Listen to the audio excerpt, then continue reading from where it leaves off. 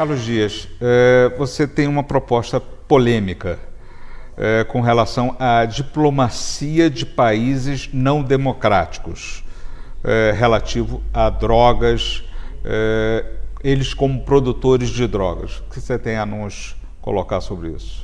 Não, são duas coisas, Ricardo. Olha só, o país nosso, ele ao longo desses anos todos tem falado que é um país democrático, embora eu tenha minhas dúvidas, né, com o governo do PT.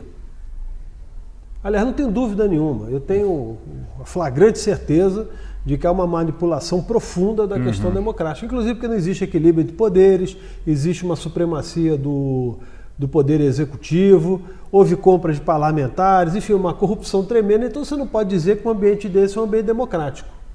Ele pode ser um ambiente político, né, uma organização políticas funcionando, mas jamais democráticos. O que eu estou chamando a atenção é o seguinte, é que se o Brasil quer se afirmar com uma república democrática, ela não pode admitir um relacionamento com países que, por exemplo, matam seus nacionais, fecham o Congresso, colocam um aparelhamento na sua maior corte judicial, entendeu? Então não há como não discutir isso. Como você pode ter relação, por exemplo, com Cuba? Como é que você pode ter relação com a Venezuela no estado de hoje? Então isso é impossível.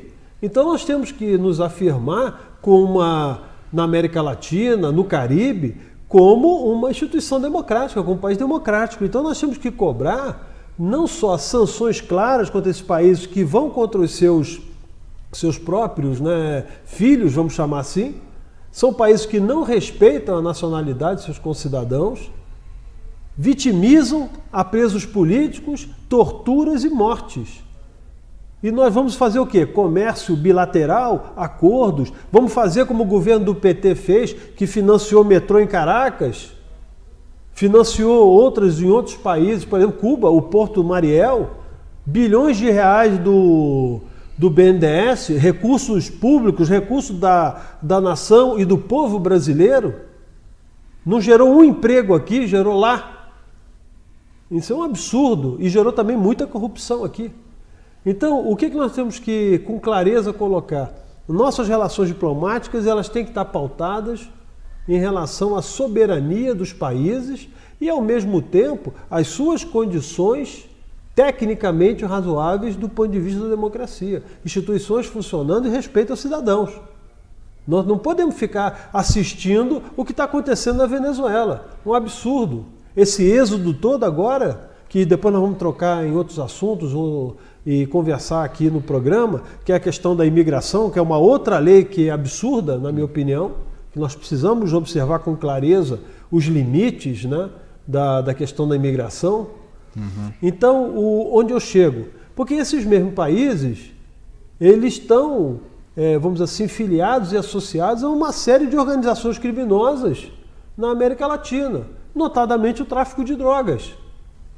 Nós temos fronteiras assim totalmente abertas no país.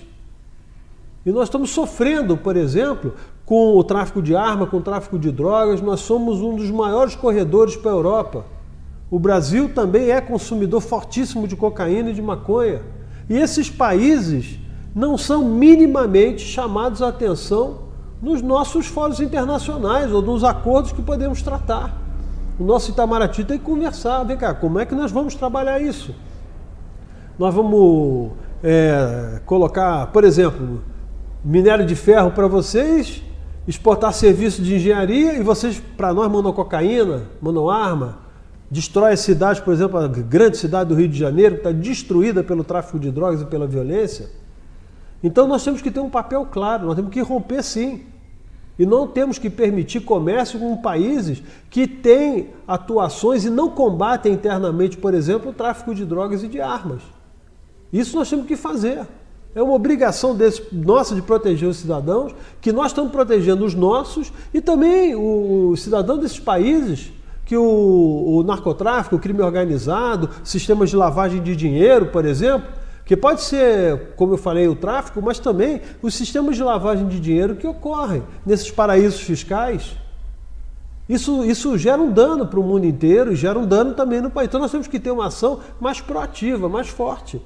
Então, a minha defesa no parlamento, na Câmara Federal, será exatamente de trabalhar uma ruptura daqueles países que não fazem ações concretas para o combate ao tráfico, o combate à lavagem de dinheiro, o crime organizado se instalar no seu território. E outro ponto importante, nós temos que prestigiar a democracia. Países que não são democráticos não merecem ter absolutamente relacionamento comercial com o país e muito menos financiamento com o dinheiro do povo brasileiro.